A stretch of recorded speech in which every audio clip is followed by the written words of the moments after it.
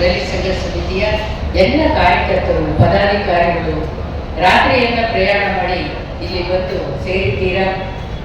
ನಾವು ಮಾತ್ರ ಅಲ್ಲದೆ ನಮ್ಮ ಹಿಂದೆ ಬಹುದೊಡ್ಡ ಸಮುದಾಯ ಇದೆ. ಬರೀ ದಲಿತರಲ್ಲ, ಎಲ್ಲ ಹಿಂದುಳಿದ ವರ್ಗದವರು, ತಳ ಸಮುದಾಯದವರು ನಮ್ಮ ಜೊತೆ ನಮ್ಮನ್ನ ನಿರೀಕ್ಷೆ ಮಾಡ್ಕೊಂಡು ಕಾಯ್ತಾ ಇದ್ದಾರೆ. ಈ ಅಲ್ಲಿ ಆಗುತ್ತಿರುವ ಅವರ ಸಂಕಷ್ಟಗಳು, ತೊಂದರೆಗಳು, ಬಾಧೆಗಳು, ನೋವುಗಳನ್ನ ಪರಿಹಾರ ಮಾಡಲಿಕ್ಕೆ ನಮ್ಮ ಮುಖಂಡರು ಈಗಿನ ಜನಾನುಗ್ರಹ ಮಾಡ್ತಾ ಇದ್ದಾರೆ. ಅಲ್ಲಿ ಹೋಗಿ ಸೇರ್ಬೇಕು ಅಂತ ತಾವೆಲ್ಲರೂ ಬಂದಿದ್ದೀರಾ. ಸರ್ಕಾರಕ್ಕೆ ಒಂದು ಜನಾಗ್ರಹ ಸಮಾವೇಶದ ಮೂಲಕ ನಮ್ಮ ಈ ತೊಂದರೆಗಳನ್ನ, ಸಂಕಷ್ಟಗಳನ್ನ ಗುರುತಿಸುವ ಒಂದು ಪ್ರಯತ್ನದ ಭಾಗವಾಗಿ ನಾವೆಲ್ಲರೂ ಇಲ್ಲಿ ಸೇರಿದ್ದೀವಿ. ಇದನ್ನ ನಮ್ಮ ರಾಜ್ಯದ ಬಹಳ ಕರ್ನಾಟಕದ 50 ವರ್ಷಗಳ ದಲಿತ ಸಂಘರ್ಷ ಸಮಿತಿಯ ಹೋರಾಟದ ಚರಿತ್ರೆಯಲ್ಲಿ ಈಗ ನಾವಿಟ್ಟಿರುವ ಬೇಡಿಕೆಗಳು ಅನಾಚೂರವಾಗಿ ನಡ್ಕೊಂಡು ಬಂದಿರೋದು. ಅದು ವಿವಿಧ ಮುಖವಾಡಗಳನ್ನ ಕೊಡ್ತಾ ವಿವಿಧ ಹಂತದಲ್ಲಿ ಜನಸಂಖ್ಯೆ ಜಾಸ್ತಿ ಆದಷ್ಟು ಕೂಡ ಈ ತೊಂದರೆಗಳು, ಈ ಬಾಧೆಗಳು ಇನ್ನೂ ವಿಸ್ತರಣೆ ಆಗ್ತಾ ಬಂದಿದೆ. ಯಾಕೆ ಅಂದ್ರೆ ಅಂಬೇಡ್ಕರ್ ಅವರು ಏನು ಸ್ವಾತಂತ್ರ್ಯ ಪೂರ್ವದಲ್ಲಿ ಹೋರಾಡಿದ್ರು, ಸ್ವಾತಂತ್ರ್ಯ ನಂತರದಲ್ಲೂ ಅದನ್ನ ಎಚ್ಚರಿಕೆಯ ಗಂಟೆಯಾಗಿ ಸಂವಿಧಾನದ ಮೂಲಕ, ಹಕ್ಕು, ಅಧಿಕಾರ, ಅವಕಾಶದ ಮೂಲಕ ನಮ್ಗೇನು ಕೊಟ್ಟಿದ್ರು, ಅದರೊಂದಿಗೆ ಪ್ರೊಫೆಸರ್ ಬಿ ಕೃಷ್ಣಪ್ಪನವರು ದಲಿತ ಸಂಘ ಸಮಿತಿಯನ್ನ ಹುಟ್ಟು ಹಾಕುವುದರ ಮೂಲಕ ದಲಿತರ ಒಗ್ಗಟ್ಟಿಗೆ, ಅವರ ಬೇಡಿಕೆಗಳಿಗೆ ಸ್ಪಂದಿಸಿದ್ರು. ಏನು 3 ಮುಖ್ಯ ಬೇಡಿಕೆಗಳು ಆಗಿದ್ದಂತಹ ಅವಾಗಿನಿಂದಲೂ ಇವತ್ತು ಕೂಡ ಆ ಬೇಡಿಕೆಗಳು ನಿರಂತರವಾಗಿದೆ ಅನ್ನೋದನ್ನ ನಾವು ಗಮನಿಸಬೇಕು. ಒಬ್ಬ ಮನುಷ್ಯ ಘನತೆಯಿಂದ ಬದುಕಬೇಕಾದ್ರೆ ಅವನಿಗೆ ಒಂದು ಉದ್ಯೋಗನಾರ ಇರಬೇಕು, ಒಂದಿಷ್ಟು ಭೂಮಿನಾರ ಇರಬೇಕು, ಇರ್ಲಿಕ್ಕೆ ಒಂದು ವಸತಿ ಇರಬೇಕು, ಹಾಕಿಕೊಳ್ಳಲಿಕ್ಕೆ 4 ಉಡುಪುಗಳಾದರೂ ಇರಬೇಕು. ಅಷ್ಟಕ್ಕೆ ನಮ್ಮ ಜನರಿಗೆ ಅವಕಾಶವನ್ನು ಕೊಡಿ. ಈ ಅಸ್ಪೃಶ್ಯತೆ, ಅವಮಾನ, ದೌರ್ಜನ್ಯದ ಜೊತೆಗೆ ಇದನ್ನು ಇಲ್ಲವಾಗಿಸುವಂತಹ ಮಾಡುವಂತಹ ಹುನ್ನಾರಗಳನ್ನ ಬಿಡಿ ಅಂತ ಹೇಳಿ ಅವಾಗಿಂದಲೂ ಅಂಬೇಡ್ಕರ್ ಅವರು ಹೇಳ್ತಾ ಬಂದ್ರು, ಕೃಷ್ಣಪ್ಪನವರು ಹೇಳ್ತಾ ಬಂದ್ರು. ಸ್ವಾತಂತ್ರ್ಯ ಬಂದು ನಮ್ಗೆ 80 ವರ್ಷಕ್ಕೆ ಕಾಯ್ತಾ ಇದ್ದೀವಿ. ಕರ್ನಾಟಕದ ಏಕೀಕರಣ ಆಗಿ 70 ವರ್ಷಕ್ಕೆ ಬಂದ್ವಿ. ದಲಿತ ಚಳುವಳಿ 50 ವರ್ಷವನ್ನ ಕ್ರಮಿಸಿ ಮುಂದಕ್ಕೆ ಸಾಗ್ತಾ ಇದೆ.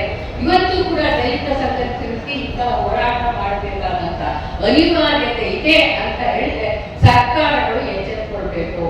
ಯಾವ ಜನರಿಂದ ಬಂದ್ರೋ, ಯಾವ ಜನರು ತಮ್ಮನ್ನು ಗೆಲ್ಲಿಸಿದ್ರೋ ಅವರ ಬೇಡಿಕೆಗಳು ಏನು ಅನ್ನೋದನ್ನ ಕೇಳಬೇಕು. ಅವರಿಗೆ ಕಿವಿಯಾಗಬೇಕು, ಕಣ್ಣಾಗಬೇಕು, ಹೃದಯವೇ ಆಗಬೇಕಾದಂತಹ ಈ ಸಂದರ್ಭದಲ್ಲಿ ನಾವಿದ್ದೀವಿ ಅನ್ನೋದನ್ನು ನಾವು ಕಂಡು ಏನು ಭೂಮಿ ಹೋರಾಟವನ್ನು ಮಾಡ್ತಾ ಸಿದ್ದೇಪುರದ ಭೂಮಿ ಹೋರಾಟದಿಂದ ಹಿಡಿದು ಇವತ್ತಿನವರೆಗೂ ಸುಮಾರು 10 ವರ್ಷದ ಕೆಳಗೆ ಒಂದು 25,000 ಜನರನ್ನ ಇಲ್ಲಿ ಸೇರಿಸಿ ಹೋರಾಟ ಮಾಡಿದ್ವಿ. ಆಗಿನ ಸರ್ಕಾರದವರು ಎಲ್ಲಿ ಬಗೆಹರಿಸಿಕೊಂಡು ಸಾಗುವಳಿ ಮಾಡ್ತಾ ಇದ್ದಾರೆ, ಯಾವುದು ಇಲ್ಲೇ ಇಲ್ಲ ಅಂತ ಆಗಿನ ಮುಖ್ಯಮಂತ್ರಿಗಳು ಹೇಳಿದ್ದು ತಮಗೆ ಎಲ್ಲರಿಗೂ ಗೊತ್ತಿದೆ ಅಂತ ನಾನು ಭಾವಿಸ್ತೀನಿ. ಇವತ್ತು ಅದರ ದಾಖಲೆ ಅಂಶ ಅಂತ ಸರ್ಕಾರದಲ್ಲೂ ಇದೆ. ಭೂಮಿನೇ ಇಲ್ಲ ಅಂತ ಹೇಳುವಂತ ಪ್ರಶ್ನೆನೇ ಇಲ್ಲ. ಸಣ್ಣ ರೈತರು, ಅತಿ ಸಣ್ಣ ರೈತರು, ಕೃಷಿ ಕಾರ್ಮಿಕರು ಇಲ್ವೇ? ಹಾಗೆಯೇ ಬಗೆಹರಿಸಿಕೊಂಡು ಸಾಗುವಳಿ ಇಲ್ಲೇ ಅಂತ ಹೇಳಿದ್ರೆ ಒಂದು ಸಮೀಕ್ಷೆಯನ್ನ ಈಗಿನ ಪರಿಸ್ಥಿತಿಗೆ ಅನುಗುಣವಾಗಿ ಮಾಡಿದ್ರೆ ತುಂಬಾ ಒಳ್ಳೆಯದಾಗುತ್ತೆ ಅಂತ. ಹಾಗೆ ವಸತಿ ಇಲ್ಲದ ಇವತ್ತು ನೀವು ಮೀಡಿಯಾಗಳಲ್ಲಿ ನೋಡ್ತೀರಾ, ಎಂತೆಂತ ಪ್ರದೇಶಗಳಲ್ಲಿ ಮೀಡಿಯಾದವರು ಹೋಗಿ ಹೇಗಿದ್ದಾರೆ ನಮ್ಮ ಜನ ಅಂತ ಹೇಳಿ ತೋರಿಸಿದ್ದಾರೆ. ಅದನ್ನ ನಾವು ಕೂಡ ಎಲ್ಲರೂ ವಾಸ ಮಾಡ್ತಾ ಇರುವಂತ ಕಡೆ ನಾವೆಲ್ಲರೂ ಹೋಗಿ ನೋಡಿದ್ದೀವಿ. ಎಂತ ಮನೆಯಲ್ಲಿ ಇದ್ದಾರೆ, ಎಂತಹ ಹೀನ ಸ್ಥಿತಿಯಲ್ಲಿ ಇದ್ದಾರೆ. ಆ ಕಡೆ ಜನರಿಗೆ ಓಡಾಡಕ್ಕೆ ಜಾಗ ಇಲ್ಲ, ಮನೆಯಲ್ಲಿ ಕಟ್ಟಡ ಇಲ್ಲ ಅಂತ ಪರಿಸ್ಥಿತಿಯಲ್ಲಿ 10 ಜನ ಇರುವಂತಹ ಕುಟುಂಬಗಳನ್ನ ನಾವು ಕಂಡಿದ್ದೀವಿ. ಅದಕ್ಕೆ ವಸತಿ ಸಂಸ್ಥೆ ತಮ್ಗೆಲ್ಲರಿಗೂ ಗೊತ್ತಿದೆ. ಹಿಂದೆ ತುಮಕೂರು ಸಾರಿಗೂ ಗೊತ್ತಿದೆ, ತುಮಕೂರು, ರಾಯಚೂರು, ಶಿವಮೊಗ್ಗ ಆ ಕಡೆಗಳೆಲ್ಲ ವಸತಿ ಯೋಜನೆಯನ್ನ ಮಾಡುದು. ಈಗ ಕೇಂದ್ರ ಸರ್ಕಾರದ ವಸತಿ ಯೋಜನೆ ಇದೆ, ಹಾಗೇನೆ ಕರ್ನಾಟಕ ಸರ್ಕಾರದ ವಸತಿ ಯೋಜನೆಗಳಿವೆ. ಅವು ಅನುಷ್ಠಾನದಲ್ಲಿ ಎಲ್ಲಿ ಹೇಳ್ತಾ ಇದ್ದಾವೆ, ಎಲ್ಲಿ ಅಪ್ಪಿತಪ್ಪುಗಳಾಗ್ತವೆ, ಎಲ್ಲಿ ನ್ಯೂನತೆಗಳಾಗ್ತಾ ಇದ್ದಾವೆ ಅನ್ನೋದನ್ನ ಗಮನಿಸಿ ವಸತಿ ಇಲ್ಲದವರ ಪಟ್ಟಿಯನ್ನ ಹೊಸದಾಗಿ ತಯಾರಿಸಿ, ಯಾವುದೋ 94ನೇ ಇಸ್ವಿನಲ್ಲಿ ಹಾಕಿದ್ದ ಅರ್ಜಿಗಳನ್ನೇ ಇಟ್ಕೊಂಡು ಮಾಡ್ತೇನೆ ಈಗಲೇ ಪುನರ್ ಸಮೀಕ್ಷೆಯನ್ನ ಮಾಡಬೇಕಾಗಿ ನಾನು ಅವರಿಗೆ ಮತ್ತೊಮ್ಮೆ ಕೊಡ್ತಾ ಇದ್ದೆ. ಹಾಗೆಯೇ KPM ಶಾಲೆ NEP ಅಂತ ಹೇಳ್ಬಿಟ್ಟು ಮಕ್ಕಳಿಗೆ ಗೊಂದಲಗಳನ್ನು ಎಬ್ಬಿಸಿ ಇದೆರಡರ ನಡುವಿನ ತಿಕ್ಕಾಟದಲ್ಲಿ ಖಾಸಗಿಯವರು ಬೆಳೆಯುವಂತ ಆಗಿರೋದನ್ನ ನಾವು ಗಮನಿಸಬೇಕು. ಹಳ್ಳಿಗಾಡಿನ ಮಕ್ಕಳು ಈ ಸರ್ಕಾರಿ ಶಾಲೆ ಮುಚ್ಚೋದ್ರಿಂದ KPMಗೂ ಬರಲ್ಲ, NEPಗೂ ಬರಲ್ಲ, ಸರ್ಕಾರಿ ಶಾಲೆಯಿಂದ. ಹಾಗೇನೆ ಏನು RTE ಬರಬೇಕು ಅಂತ ಏನು ಹೋರಾಟ ಮಾಡಿದ್ರು ಅದೂ ಕೂಡ ನಶಿಸಿ ಹೋಗುವಂತಹ ಕಾಲದಲ್ಲಿ ಕ್ರಮಿಸ್ತಿದ್ವಿ. ಅದರ ಬದಲಾಗಿ ಪ್ರೈವೇಟ್ ಕಾಲೇಜುಗಳು, ಖಾಸಗಿ ಕಾಲೇಜುಗಳು ಬರ್ತಾ ಇದ್ದಾವೆ.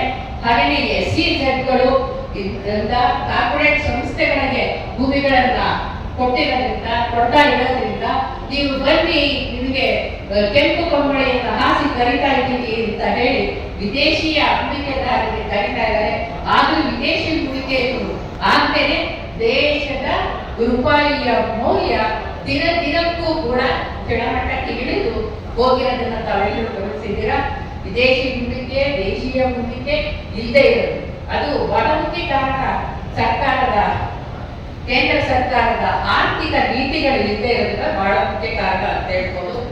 ಯಾವುದೇ ವಿಶೇಷ ತಜ್ಞರೊಂದಿಗೆ ಸಮಾಲೋಚನೆ ಮಾಡದೆ, ಚರ್ಚಿಸುತ್ತೇನೆ ಸಮಿತಿಗಳಲ್ಲಿ ಚರ್ಚೆ ಆಗದೆ ನಾನೇ ಎಲ್ಲ ಮಾಡ್ತೀನಿ ಅಂತ ಹೇಳಿ ವಿಕಸಿತ ಭಾರತ, ಆತ್ಮನಿರ್ಭರ ಭಾರತ, ಸತ್ಯ ಸಾಥ್ ಸತ್ಯ ಭಾರತ ಅಂತ ಹೇಳಿ ಸುಳ್ಳು ಭರವಸೆ, ಸುಳ್ಳು ಆಶ್ವಾಸನೆಗಳನ್ನು ಕೊಡ್ತಾ ದೇಶದ ಕಟ್ಟಕಡೆಯ ಜನರಿಗೆ ಏನೇನೂ ತಲುಪದೇ ಇರುವಂತಹ ಈ ಘೋಷಣೆಗಳನ್ನು ಮಾತ್ರ ತಲುಪುವಂತಹ ಕೆಲಸವನ್ನು ಮಾಡ್ತಾ ಇರುವಂತದ್ದನ್ನ ನಾವೆಲ್ಲರೂ ಗಮನಿಸಿದ್ದೀವಿ, ಗೊತ್ತಿದೆ ಎಲ್ಲರಿಗೂ. ಅದರ ಜೊತೆಗೆ ಇಲ್ಲಿ ಕೂಡ ಕರ್ನಾಟಕದಲ್ಲೂ ಕೂಡ ಅಸ್ಪೃಶ್ಯತೆಯ ಆಚರಣೆಗಳು ಅಲ್ಲಲ್ಲಿ ಬೇರೆ ಬೇರೆ ರೀತಿ ಇಂದಿಗೂ ನಡೀತಾ ಇರೋದಿಲ್ಲ.